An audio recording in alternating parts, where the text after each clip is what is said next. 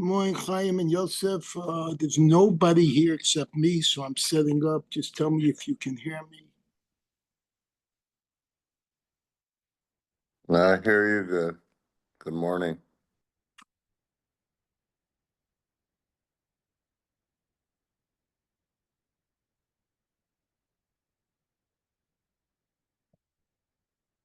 Chaim, Yosef. Yes, I hear you good. Chaim, can you hear me? I hear you excellent. I I don't hear you. I hear you very good.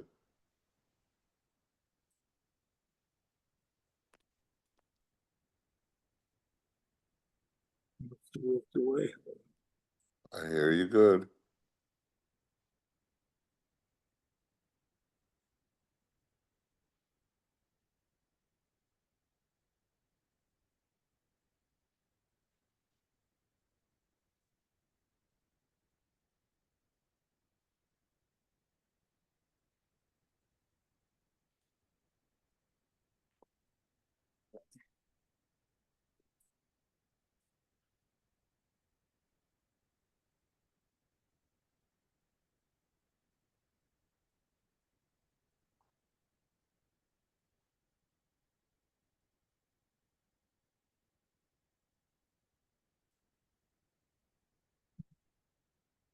I'm trying to set up. I see people's names, but no one's talking. Can you hear me, Rennie? Naftali, can you hear me? Yes. Oh, okay. Let me put your volume on. I hear you perfect as well.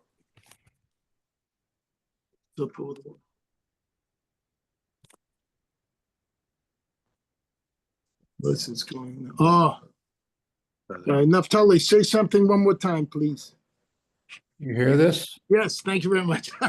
Okay, by the way, if you go on WhatsApp, I just sent out 3 handouts that I made with the assistance of AI. Whether it's any good or more confusing, use it for a review chazara of today. It's my attempt, one page of each, to try and help you review. All right, let me just open my Gemara and we'll get started in a moment. Thank you for waiting.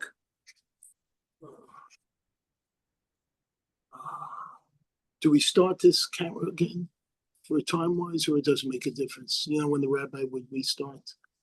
Yeah, do it. So How do you do that? No, just stop it. Stop the recording. Okay, so I'm going to stop and restart. What was that?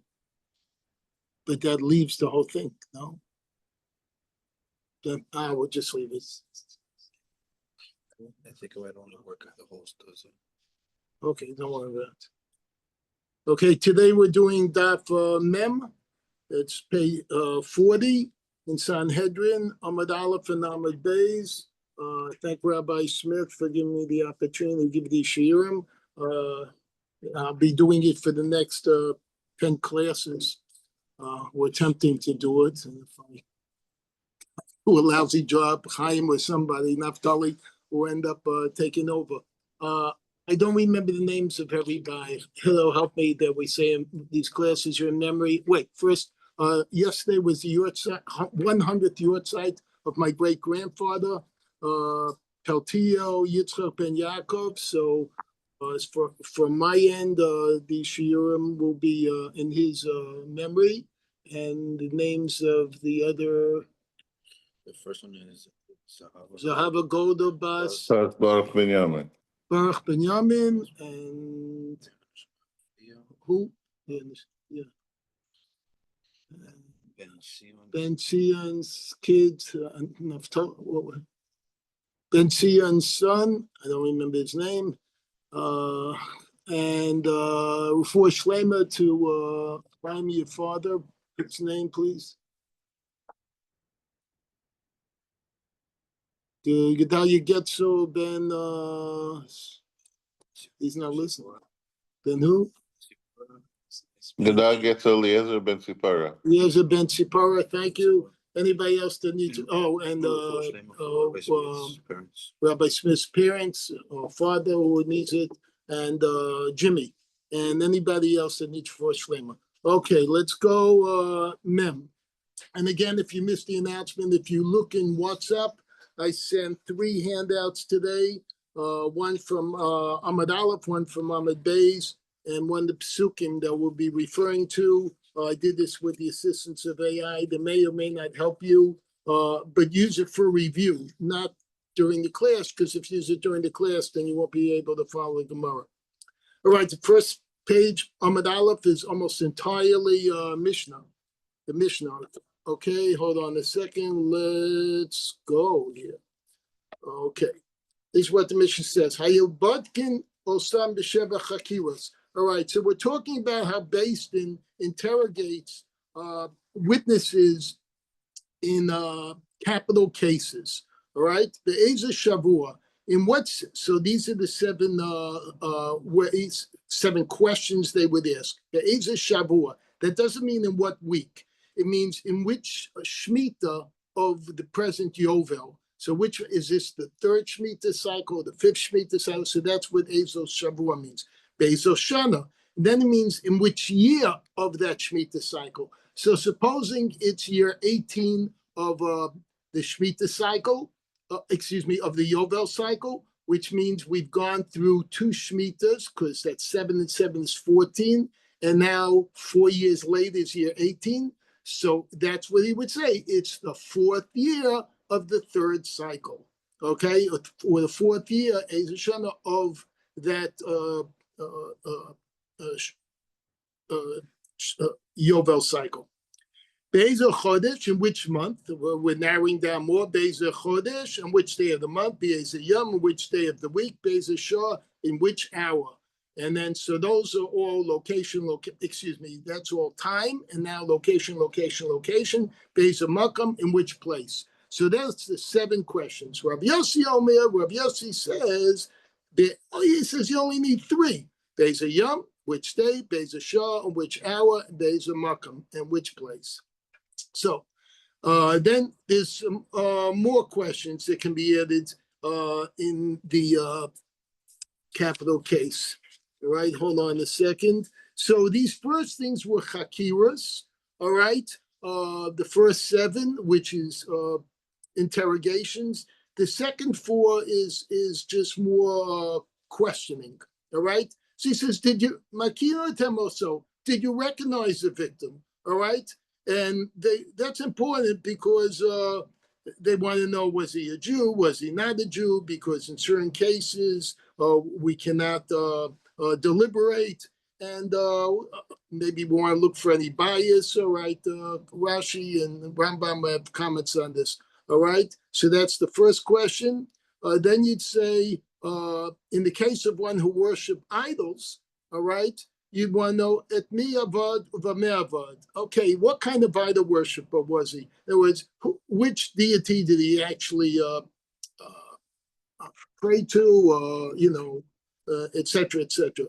And the more questions you ask, it's praiseworthy. This certainly sounds like something out of Haggadah Pesach, Okay, now, Masel Vadak Ben Zakkai Ba'ukse Se'enim. And they say it once happened in Ben Zakkai, and we're talking about Rabbi Yochanan Ben Zakkai, examined witnesses concerning stems of figs. And he was asking them, were they thick stems? Were they thin stems? It's like, there was an old joke about palm trees. There are thick palm trees, tall palm trees, thin palm trees, hairy palm trees. All right, so the more questions you ask, the more distinguishing characteristics you want is praiseworthy. Again, these extra set of questions, if the Adim don't know the answer, this is not, you can't bring Adim Zomim to go kill them on it. All right. The first set, the 7, the whole reason we ask those questions is because those are serious enough identifying questions that if the Adim Zomim contradict them on it, then they might be liable mitas basting to be killed. But not with these additional ones. And that's what we're leading into. What's the difference between the 2? Chakiras, in the case of the standard questions or interrogation should be word. If someone says, I don't know, edusa b'teila. The testimony is no. Meaning, guess what? step aside. We can't use you because he's either a witness or he's not a witness. Bedikas, in the case of supplementary questions, meaning they've already answered the first seven questions, again, in capital cases, if one says, I don't know, even if two say we don't know, we can still count their testimony, even though they don't know those additional answers, Okay, by the way, Chaim, Naftali, whoever else is there, at any point, just if you have a question, ask it. If I make a mistake, certainly please correct me. So concerning both of them,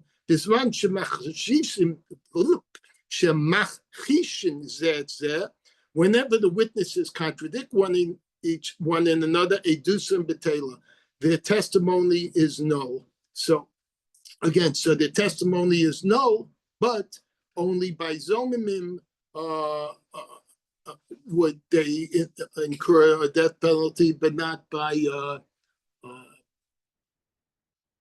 Oh wait, we're not bringing other witnesses in. We're just saying that if the witnesses contradict each other, so two witnesses, one said, was on the third year, and one said it was the 8th year. We'll go into more details, this and that. Then we throw them both out because we don't really know which one's right. And here's some examples where we disqualify those witnesses' testimony. One says it was on the 2nd day of the month. But one says, no, it was the 3rd day of the month. We still hold that their testimony is upheld. Why? Because maybe one knew it was Ibra Chodesh and one did know. So one was counting the month at 27, and one was counting at 30, and therefore, when they started the new month count, one was off by one.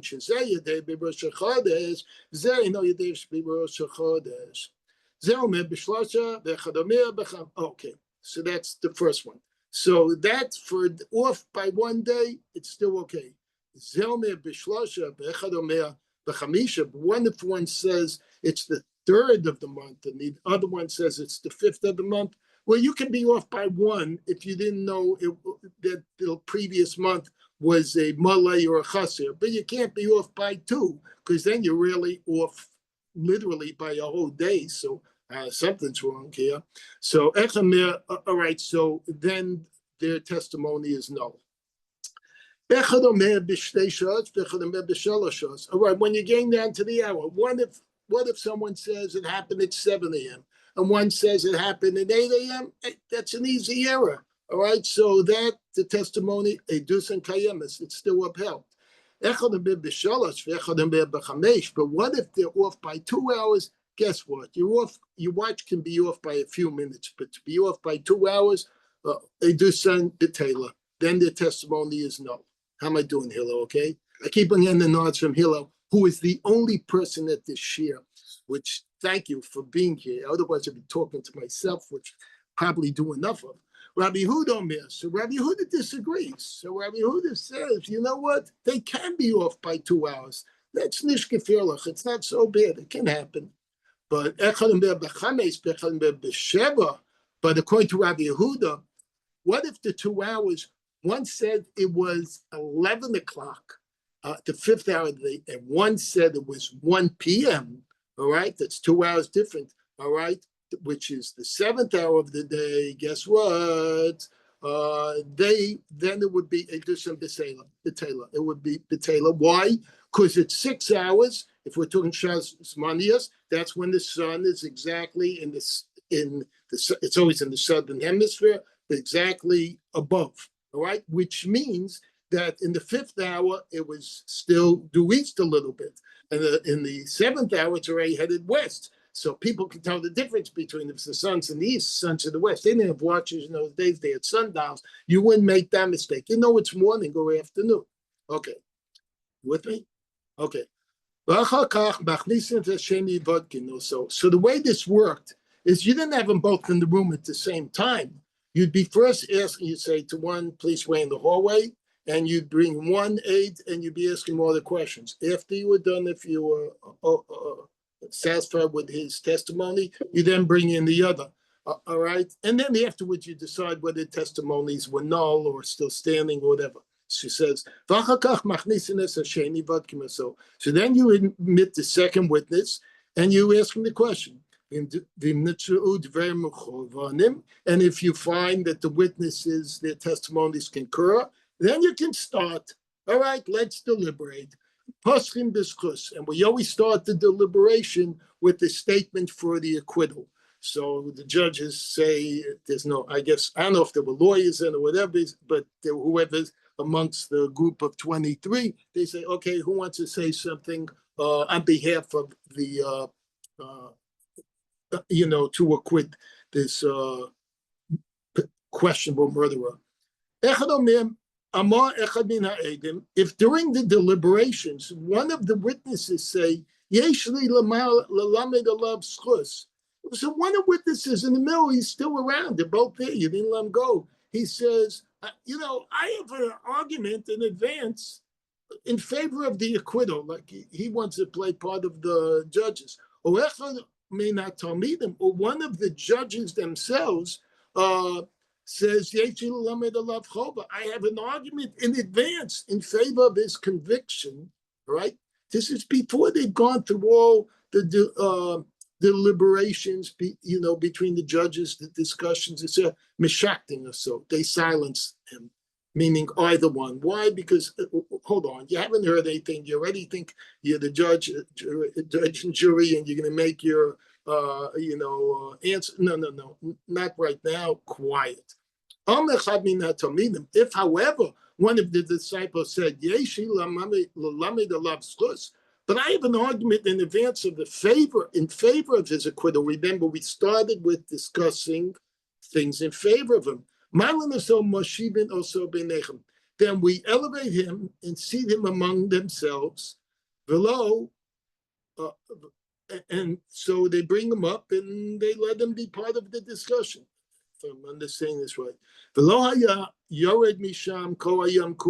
And he's stuck there the whole day. So be careful once you open your mouth, you might be stuck in court, like one of the jury, right? Okay. Rennie, it's the concern is more to be undignified because people think he done something wrong. Oh, okay. Thank you. Okay. Coming from the judge himself, he knows. That's what I mean. Piping at any time. Thank you, Naftali. So in case you didn't hear it, I'm sure you heard, but Naftali said it would be undignified if you otherwise let him down. But even if even if he said yeshli lamed alatzmizchus, but what if he says so this is the defense. He says, I have an argument to advance in favor of my own acquittal, right? Shemimlo, they'll listen to him. Because maybe there's evidence or something that has not been, brought up yet, all right? So they listen to him. But there has to be substance to his words. So if he's just trying to give excuses, I was there, I couldn't be there, I was late for an appointment, there was traffic, none of that counts. Even if the accused is the one. Okay, so Hillel says that it counts even if the accused wants to say something. Yeah, but I think the reason that we don't say that here initially is because we're trying to talk about the good stuff. So the counter, whatever it's called, also applies, but we're just talking right now the examples of the positive, right? I think so. And if they found a reason to acquit him, that's a Torah, they acquitted him. But if at the end of the day, they think that, guess what, this guy is really guilty, then they postpone the verdict to the next day. They say, wait, sleep over it. You need to think about it. But they actually don't sleep over it. They go to Kolo at night. They break up into groups. They have a chavrusa. The Dayanim together in groups of two will discuss it more. Maybe they have a little wine or just something of this, etc., some food, and then they'll sleep on it. All right, because they have to have a sharp mind. All right. maybe a little truant if they come here Thursday night. Oh, Actually, is to give them more time to think of reasons to acquit. That's why it's delayed overnight. so once again, thank you. So the reason for that is we still want to give a last-ditch effort to acquit them. So we're saying we're postponing it to the next day. All right, but they would not drink wine the entire day, but nothing kohalayla, and they would continue to deliberate through the night. And the following day, everyone comes to court. Hamazaka Omer, the one who argued in favor of the acquittals, says, Ani Mizaka, or Mizaka, Ani Bimkomo. He says, I argued previously for his acquittal, and I still argue for his acquittal. V'amechayev Omer, he says, Ani Mechayev, or Mechayev Ani Bimkomi. He says, I argued previously for his conviction, I still hold that way. Hamlamed Chovim, Melamed Schus. The one who originally advanced an argument for conviction, but he can now advance an argument for acquittal. So if one of the person who day before had said, I think we should convict him, but remember we didn't convict him at night, he could change his mind, all right? But the one who would argue the day before that he should be acquitted cannot come back the next day and switch it that he should be convicted. Let's say, they couldn't remember exactly, or they made a mistake in what they're saying or they said. So remember, there were two court in front of these 23 dayanim minimum. There was two stenographers, and they were taking the notes. And we learned that previously, either they each taking the same notes of the positive and negative, or one was doing the acquittal ones, and one was doing the notes of the who was saying for convictions. And either way, we have information to refer back to. Okay. Okay. And if they end up at the end now in the morning or sometime during the day saying he's patur, we acquit him, guess what? He's acquitted. But if not, in other words, they don't come to that conclusion, meaning it sounds like he might be convicted, then they have to go and take a vote. That's what umdim minyan is, all right? Doesn't mean they stop and break for mincha. It means that they go and they do a vote. Now, does that mean that they have to stand up when they vote, Naftali, or just the terminology, they're ready to vote? I think I don't recall reading that they have to stand up. I would think that only This means we're ready to consider the matter. Okay, thank you. Thing. It's good when you have a dayan here to kind of help elucidate. You're a dayan, right? Yes, thank you very much. All right, so again, we're talking about a capital case, 23 judges. What if 12 say he should be acquitted, and 11 say, no, we feel he should be convicted? Guess what? You only need a majority of one, right, to acquit someone. All right, so he's acquitted. Wonderful. But what if But what if it's the opposite? 12 vote for his conviction, and 11 vote for his and 11 for acquittal. If 12 vote for conviction and 11 for acquittal, all right, we can't convict him because you need a majority of 2 when you're going to convict someone. And what happens if you have 11 and 11, all right, which is 22, and the 23rd judge says, I don't know, I really can't make him, I don't know. So which way is it? Is he convicted or is he acquitted? So you have 2 problems here. It's an even number, all right, and we don't really have an answer. So what do? We add another 2 judges so that because we always add 2 at a time, and then we're going to do another vote, and we keep on doing this until 71, meaning each time we add two, we deliberate for a moment or two, whatever's needed. We're grabbing from the Talmidim or in the front, and then we take another vote. All right. And again, you always need one. A majority of one is enough to acquit the person. A majority of two is needed for conviction. These are three handouts for review. All right.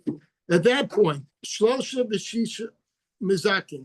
Let's say we've reached all the way to 71 now, and 36 say he should be acquitted, and 30 and 35 say he should be convicted. All right. Wait, read it the wrong way.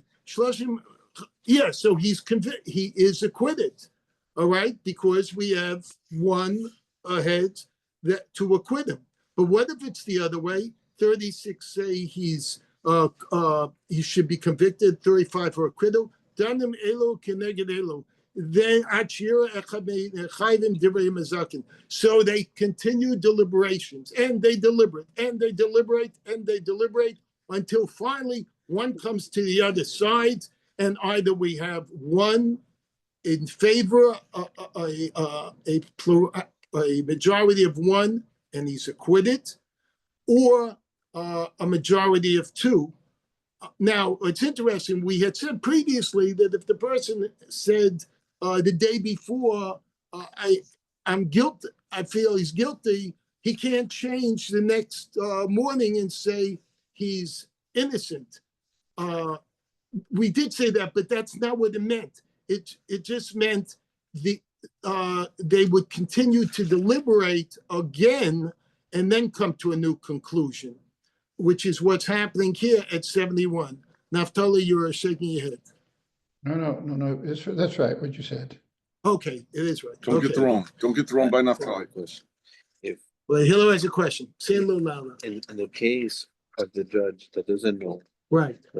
then he steps down, right? And then you bring two in, it becomes an even number.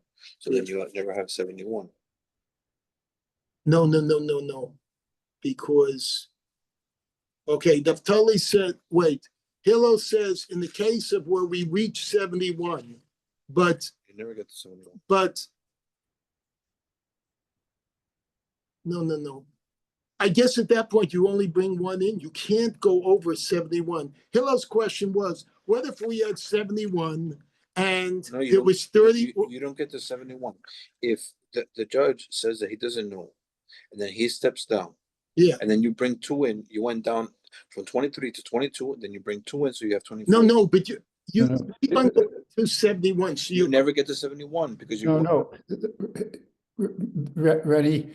What they do is you're at 23. Yeah, Stuck 12 versus 12. right. You still add two. You always And the reason you add two, I think this is Hillel's question. So the reason you add two instead of one is the 23rd, the one who said Eni Yodea, I don't know. Yeah. He stays with the court and he joins in the deliberations and he can change his mind at any time. So you still have an uneven number all the way. Okay, good. All right, thank you. All right. Naftali, thank you for explaining that because I was about to do it.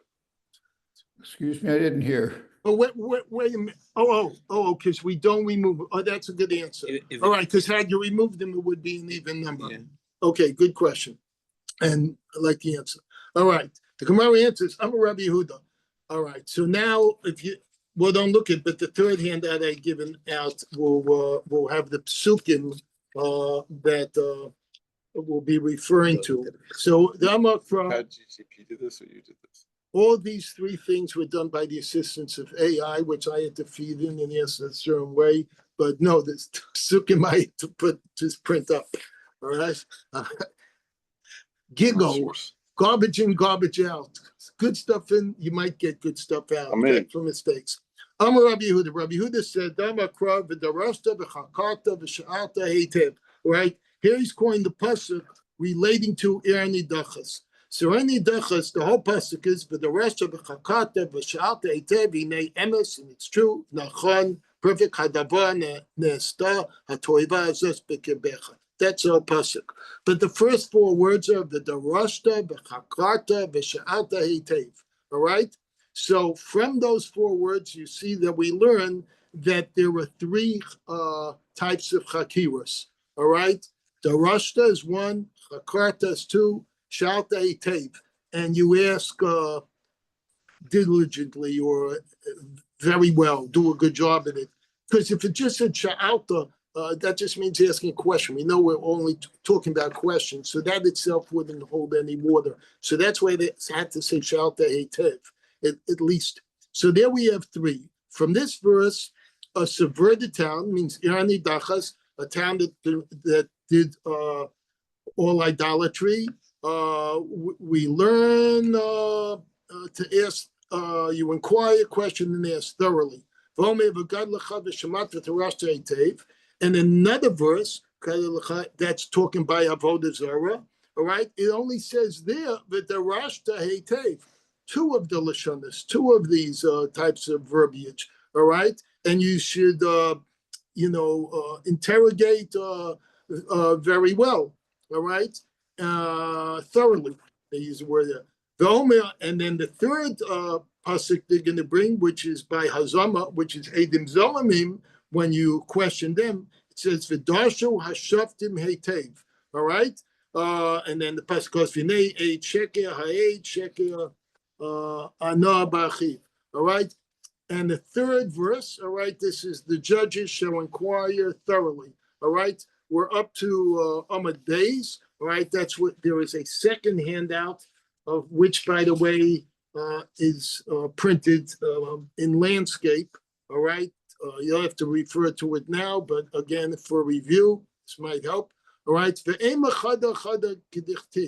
all right, but say that each of the 3 capital offenses mentioned above requires only the number of questions as is written in its own section. For if so, that each capital offense requires all 7 questions. The merciful one, Hashem, should have written all 7 terms of questioning with regard to one capital offense, and all the others could have been derived from there.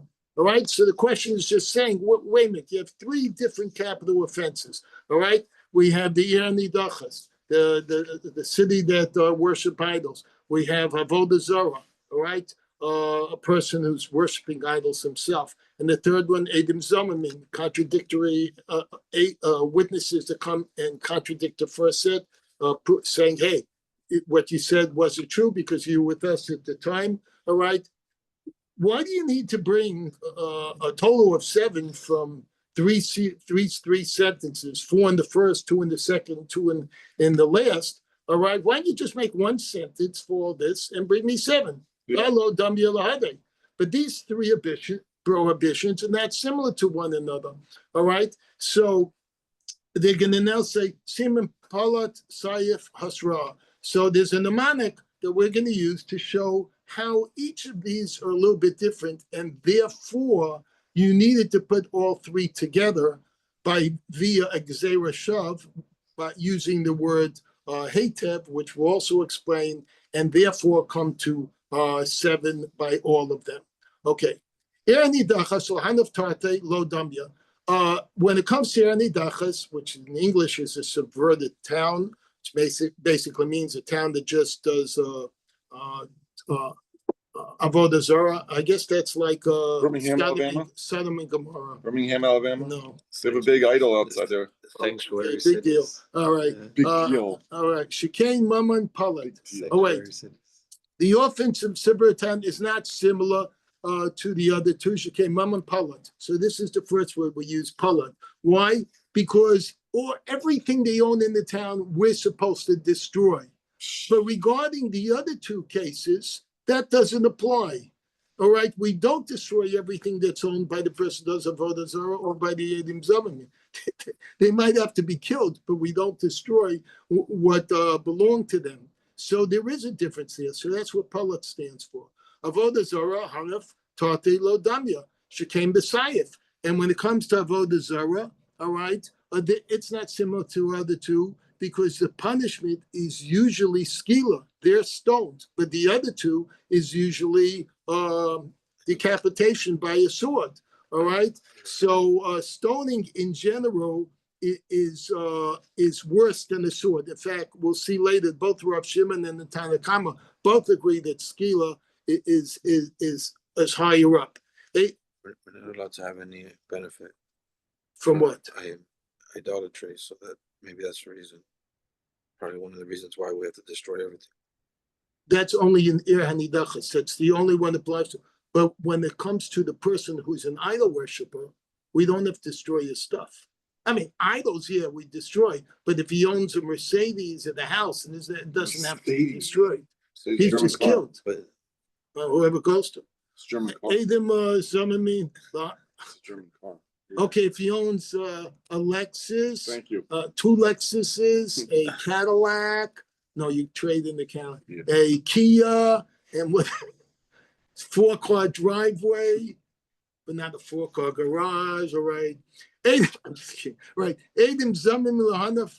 All right. Adam Zamim. When it comes to Adam Zavim, that's the third word we used. When the Lahanaf Tarte Lo Damya. It's also not similar to the other two because because by Adam Zamim, they require warning before the punishment is inflicted. All right. So you can't learn one from the others because each one has something different than the others. So how is it that we put them all together as if they're one pasuk from the Gezerah Shav, from the common denominator of the word Heitev?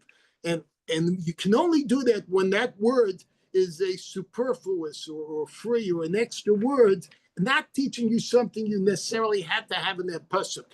Even though we said Shalta Heitev, it explains what Sha'alta means, but it's still that. Naftali, did you want to say something at this point?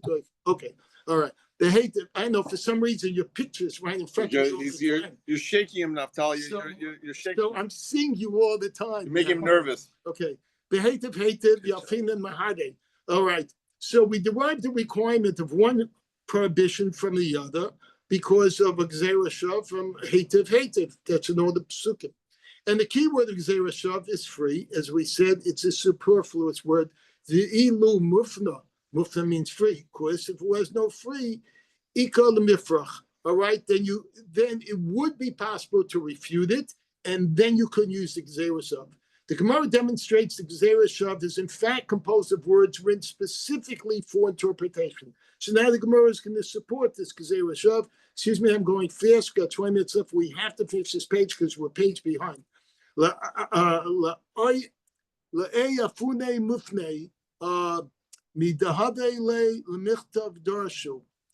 right. The word in Gzera Shavs, it's free for interpretation. Since the verse about Zomim and witness could have been written, how could you written? They could have said just inquiring question. All right, it's like a superfluous word.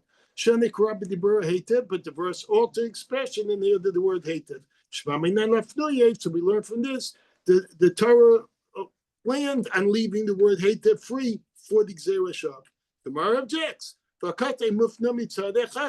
right. Still, the common term hated is free only on one side. It's understandable the term in those two sections of Zomamim and private idolatry. Okay, so Visha'alta Heitev and Bavoda Zerva Darashta Heitev, that there it's free. Mishum Dahavalem Lamechta, because the code could have written that the judges should inquire through Heitev. The Torah indicates Heitev used for Gzera Shav. In other words, you could have used different words. You could say Darash, like we have in the middle of the Torah. You could just use different terminology. The fact that they end up using the word Heitev shows you it's an extra word. Again, trying to connect these three psukim by a common link. All right, but when it comes for Er Nidachas, the subvert city, the city that did all of the Zorah, what could the Torah have written? Haksiba Kula, why all the possible terms are written here? In that one, it says Darashta, V'chakata, V'shalta Tev. what could have been written instead of Hetev, all right? Oh, that's where it says Darash. It could have just used the term Darash. Or Chakor Takor. Again, you could have used a double lashon to teach. Could you stop with your camera? No, that's Get out of the videoing way. you right there. It's videoing me where? That's the back of my camera. Right, I'm saying you're on camera anyways. Okay. You sure? You throw me off. Just put it down. Right. Done. Yeah. Midahava You're leila just michtav steaming. derish. No. Midahava leila michtav derish or chaka. Okay, so you could have just used a double lashon to teach us the fact that again we used the Torah used the word hetev as a superfluous word, made the Gzeirah valid. Now, having established the 7-question requirement in the 3 capital offenses of idolatry individual, Harzama, and the subverted town, those are 3 psukim we said. The Gemara now extends this requirement to other capital offenses. Okay, there are other capital offenses. They also need these 7 interrogatory questions. Va'asu nechnakim. Sounds funny.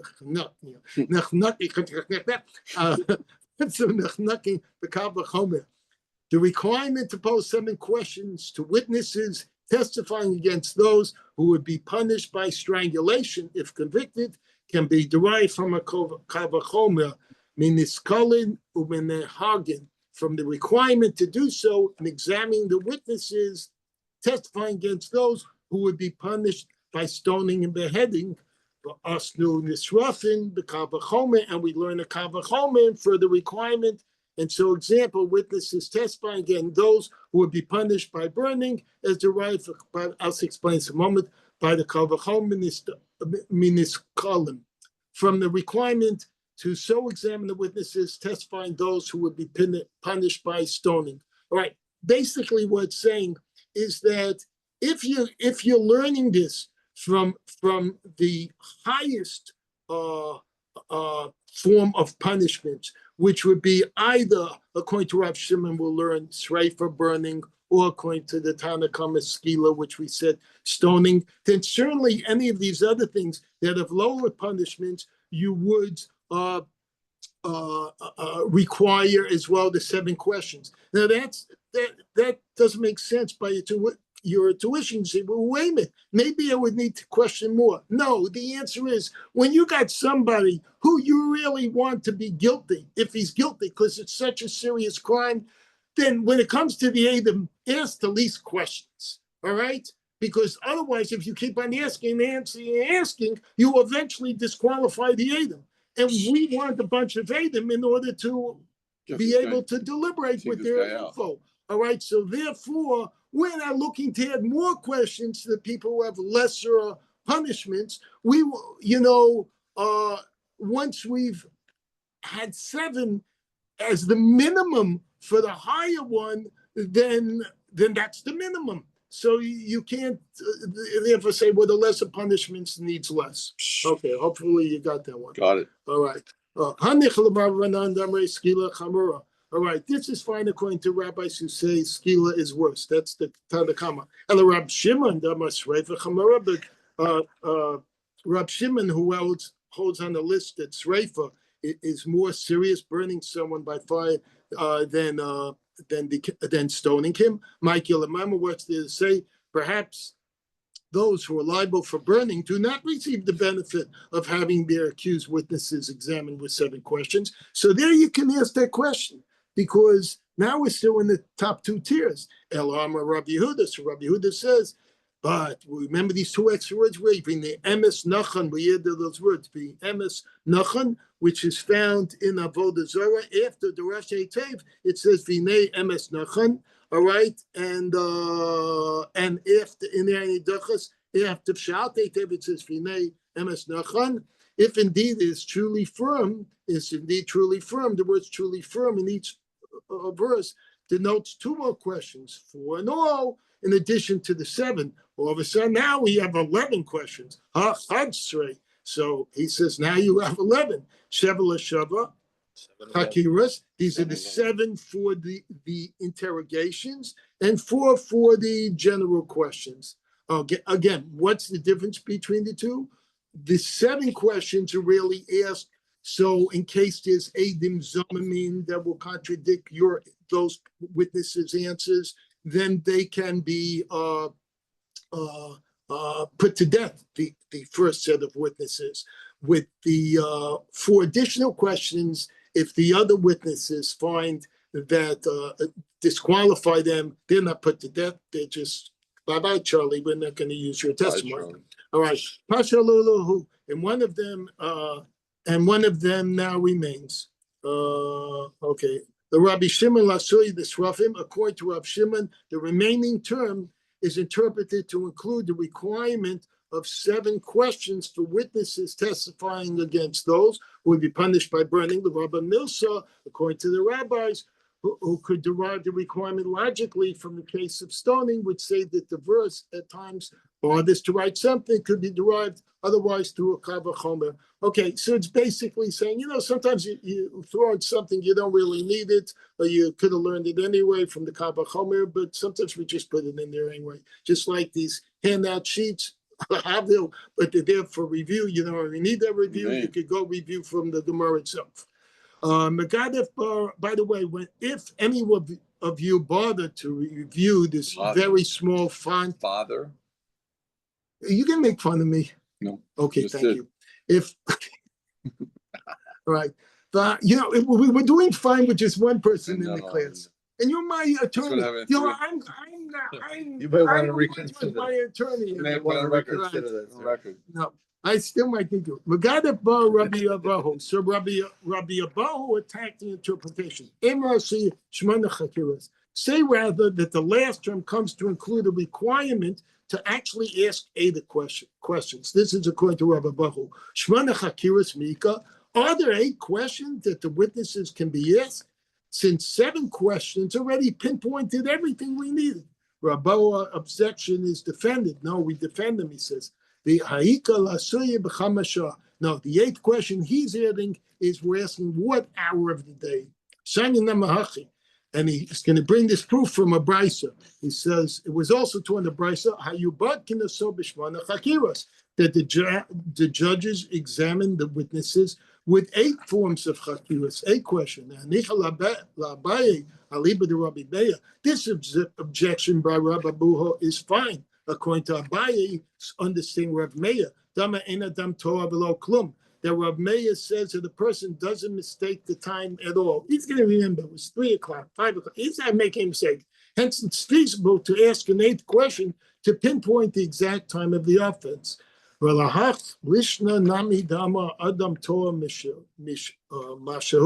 according to the version of which Rav Meir said that the person might make a slight mistake in time, by an hour, we said this earlier, an hour may make the difference. The Rav Yehuda, but according to Abaye's understand Rav Yehuda, Adam Torah Chatzisha, Rabbi Yehuda said a person mistakes the time by a half hour. The Rabbi Damato Inshe Tuva, and according to Rabbi, who said in the opinion of Meir and Rabbi Yehuda, people mistake the time greatly. Michael and Meba was it to say what would be gained by asking what part of the hour the offense occurred. Hence, the Gemara is correct, challenging Rabbi Bar about the efficacy of the 8th hour. The Gemara rekindles Rabbi Bar's objection by suggesting a different 8th question. Remember, when you're asking the witnesses were witnessing something that happened. They this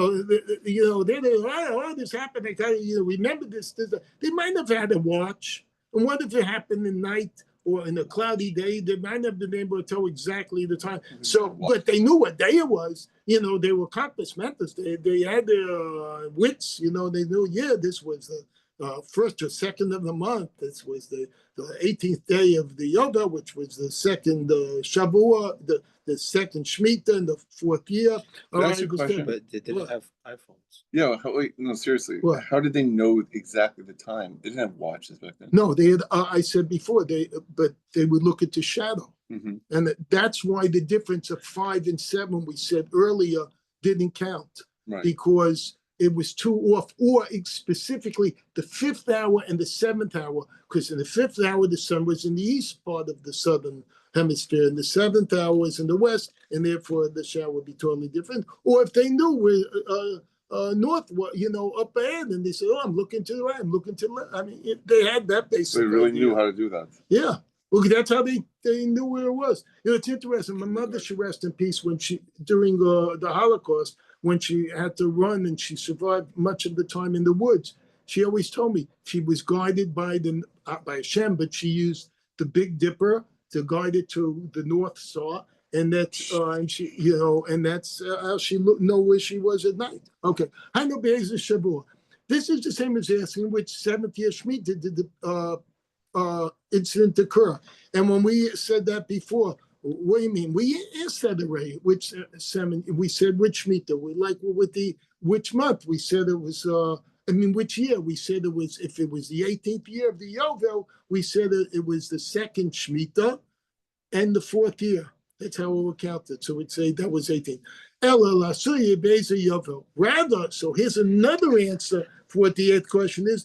They want to know what Yovel did the incident occur. Now, I find this one really weird, because what are you asking me? Is it this Yovel, which is within the last 50 years max, or is it the previous Yovel? So you're saying, like, if let's say we're in the 49th year of the Yovel, and you want to know, was in the last year of the Yovel? So you have to have a witness that had to be probably at least late 60s, 70s, or 80s, because he was around in the previous Yovel and remembers something that happened in the first 10, 20 years of that. You know what I'm saying? It's kind of not such a good answer for me. And now they're bringing this up in the case. I mean, talk about, what, they have DNA evidence. They want about this cold case from 60 years ago, whatever. The other one, all right, Rav Shimon holds Kaven Dama Be'ezer Shavua, since the witness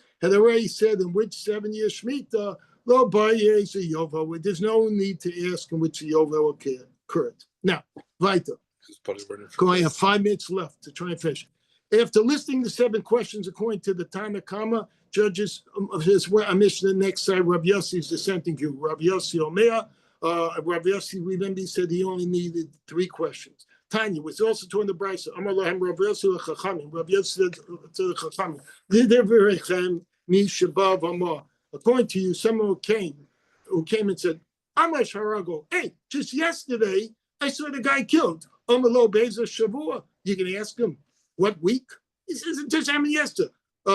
So the judge say to him, in which Yovel? I mean, all these questions kind of like superfluous.